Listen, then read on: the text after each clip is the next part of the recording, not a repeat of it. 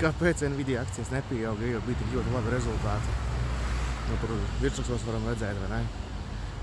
Ienākumi pieauga par 80%, peļņa pārsniedza analītiķu prognozes, arī peļņa uz akciju pārsniedza analītiķu prognozes, bet, ja mēs pastāmies šorīt, akciju otrreizējā tirgu, nu, jeb after hours, ja, ir bez izmaiņām gandrīz.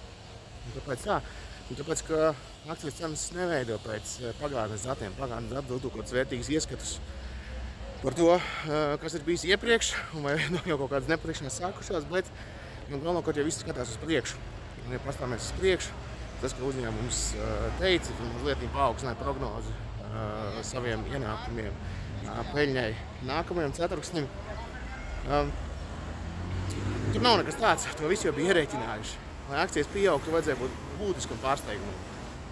Man ir sajūta, ka pozitīvie scenāriji visi jau ir saplānoti iekšā.